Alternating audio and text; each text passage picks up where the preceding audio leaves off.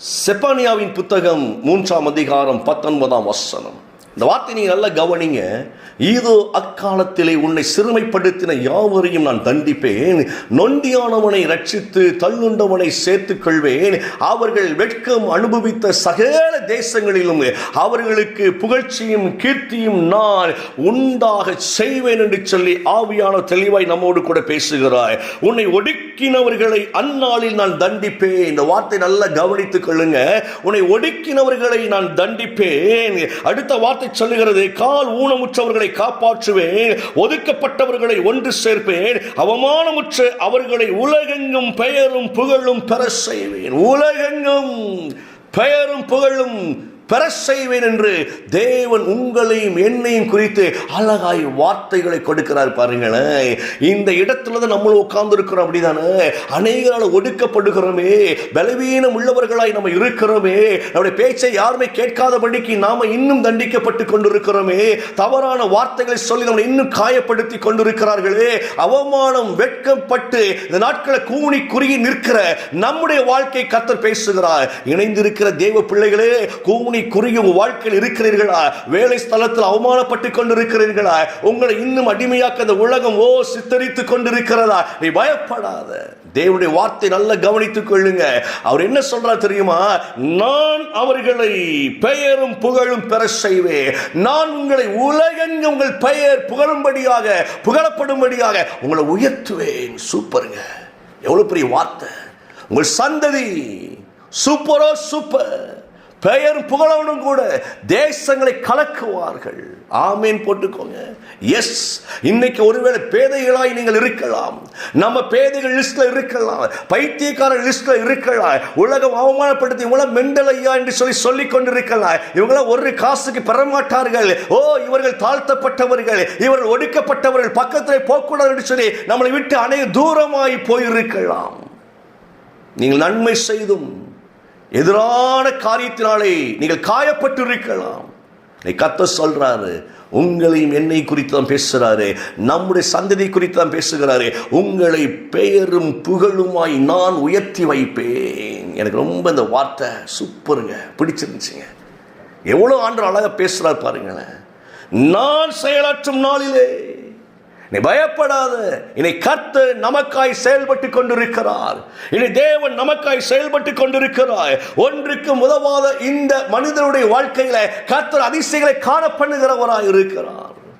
நீ எங்கே தாழ்த்தப்பட்டு இருந்தாலும் சரி, நீ எங்கே ஒடுக்கப்பட்டிருந்தாலும் சரி, குடும்பத்தில் ஒடுக்கப்பட்டு இருக்கலாம், ஊழிய பாதையில் ஒடுக்கப்பட்டு இருக்கலாம், சமுதாயத்தில் ஒடுக்கப்பட்டு இருக்கலாம், பாருங்க சபைகளில் ஒடுக்கப்பட்டு இருக்கலாம், வேலை ஸ்தலத்தில் ஒடுக்கப்பட்டு இருக்கலாம். கர்த்தருடைய வார்த்தை உங்களை பார்த்து சொல்லுகிறது, நான் அல்லவோ உன்னை உலகத்திற்கு ஆசீர்வாதமாய் மாற்றுகிறேன். அவமானப்பட்ட உன் வாழ்க்கையில் அற்புதங்கள் நடக்கும். ஆமே சொல்லிக்கோங்க, என் வாழ்க்கையில் அற்புதம் நடக்கும். உன் பிள்ளையின் வழியாக ஒருவேளை அவமானப்பட்டு இருக்கிறாயா? உன் பிள்ளையின் வழியாகவே நீ ஆசீர்வதிக்கப்படுவாய். ஒரு புருஷனின் வழியாக அவமானப்பட்டு இருக்கிறாயா? ஒரு புருஷனின் நிமித்தமாகவே நீ ஆசீர்வதிக்கப்பட்டு சந்தோஷமாய் இருப்பாய். உன் மனைவியின் வழியாக நீ அவமானப்பட்டு கொண்டிருக்கிறாயா? நீ நிச்சயமாய் உன் மனைவியின் வழியாகவே ஆசீர்வதிக்கப்படுவாய். உன்னை யாரெல்லாம் வெட்கப்படுத்தினார்களோ அவர்களுக்கு முன்பதாக அவங்க ஆச்சரியப்படும்படியாய் நீ ஆசீர்வாதமாய் நீ சுகித்திருப்பாய். எனக்கு ரொம்ப ஒரு வார்த்தை அப்படி இருதயத்தை பாதிச்சுதுங்க. என்ன அப்படின்னா, ஆதியாகமத்தில் வாசிக்கின்றோம், தொடக்க நூல் 37ஆம் அதிகாரம் 3ஆம் வசனத்தை வாசிக்கின்ற பொழுது, இஸ்ரவேலின் முதிர் வயதில் யோசேப்பு தனக்கு பிறந்ததினால் இஸ்ரவேல் தன் குமாரர் எல்லோரிலும் யோசேப்பை அதிகமாய் நேசித்து அவருக்கு பல வருணமான அங்கியை செய்து அந்த பிள்ளைக்கு உடுத்தி சந்தோஷப்பட்டார் என்று சொல்லி பார்க்கிறோம். பல வர்ண அங்கி ஸ்பெஷலா செய்ய சொல்றாரு பாருங்கள் தன் பிள்ளைக்காக. யாக்கோபினுடைய முதிர் வயதுல யோசேப்பு பிறக்கிறார், 11வது பிள்ளையாக பிறக்கிறார். அந்த 11வது பிள்ளையாய் பிறந்த அதுக்கப்புறம் ஒரு பிறக்கிறார், அவர் யார்? பெஞ்சமின். இந்த 11வது பிள்ளையாய் பிறந்த யோசேப்பின் நிமித்தமாய் பயங்கர சந்தோஷம், ரொம்ப செல்லம்.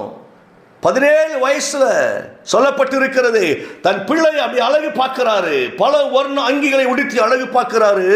கூட பிறந்த ஒருவருக்கும் பிடிக்கல. ஒருவருக்கும் பிடிக்கல.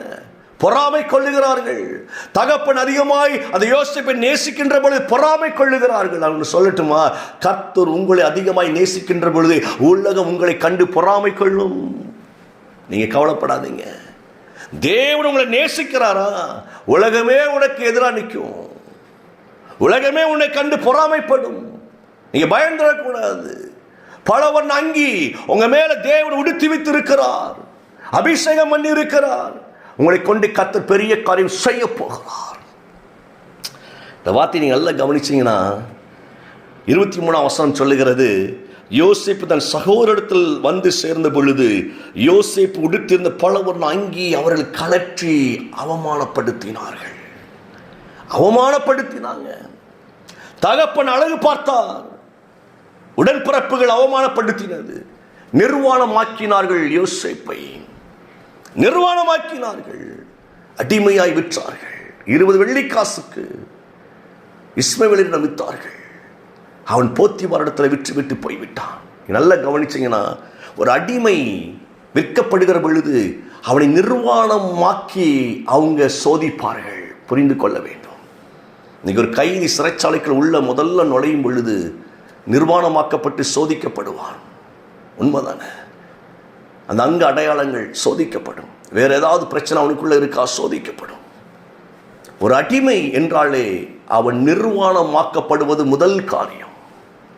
செக் பண்ணுவான், உடம்பு எல்லாம் எப்படி இருக்கு, கொண்டு வேலை வாங்கலாமா, இல்லை போற வழி செத்து போயிடுவானா என்று சொல்லி நிர்வாணமாக்கி உடன் பிறப்புகளை நிர்வாணமாக்கி போட்டிருந்தார்கள். வெட்கப்பட்ட சூழ்நிலை, அவமானப்பட்ட சூழ்நிலை. ஒரு நாள் வந்தது, ஆச்சரியமான ஒரு நாள் வந்தது.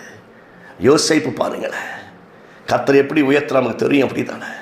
யாரெல்லாம் அசிங்கப்படுத்தினார்களோ, யாரெல்லாம் வெட்கப்படுத்தினார்களோ, சோத்துக்கு வழி இல்லாமல் யோசேப்பை தேடி போகும் காலம் வந்தது. சோத்துக்கு வழி இல்லை. நான் உங்களுக்கு சொல்றேன், உங்களை வெட்கப்படுத்தின ஜனங்கள் உங்களிடம் ஆசீர்வாதம் பெறுவதற்காக உங்களை தேடி வருவார்கள்.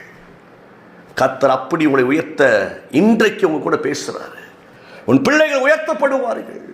ஐயா, என் பிள்ளைகள் வாழ்க்கை இப்படி இருக்கிறதா, பயப்படாத. அவர்களை கீர்த்தியும் புகழ்ச்சியுமாய் உலகமெங்கும் கர்த்தர் உயர்த்துவார். உன் பிள்ளைகளின் பெயர் புகழப்படும். எந்த கம்பெனி உன் பிள்ளை வேலை பார்க்காத கம்பெனி உன் பிள்ளைகளுடைய பெயர் புகழப்படும். உன் பிள்ளை எந்த குடும்பத்திற்கு பெயர்க்காலோ அங்க புகழப்படுவாள். நீ பயப்படாத. இந்த வார்த்தையை எடுத்துக்கோங்க.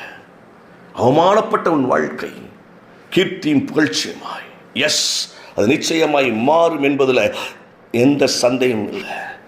அப்படி கண்களை மூடுவோமா? கண்களை மூடுவோம். பிதாவை நாங்கள் நன்றி செலுத்துகிறோம். இயேசுவின் நாமத்தில் ஆண்டவரே, இந்த வேலையை உடைய கரத்தில் ஒப்புக் கொடுக்கிறோம். தேவ கிருபையும் சமாதானம் ஆண்டவரே எங்கள் பிள்ளைகளை தாங்குவதாக. அவமானப்பட்ட இடத்துல கீர்த்தியும் புகழ்ச்சியுமாய் எங்களை நீர் மாற்றும் என்று சொன்னீரே. ஆமேன். யோசேப்பை உயர்த்தின எங்கள் ஆண்டவர் நாங்கள் விசுவாசிக்கிறோம். எங்களையும் உயர்த்தி எங்களையும் மகிமைப்படுத்துவதற்காய் ஸ்தோத்திரம். இயேசுவின் நாமத்தில் ஜெபிக்கிறோம் நல்ல பிதாவே. ஆமேன், ஆமேன், ஆமேன்.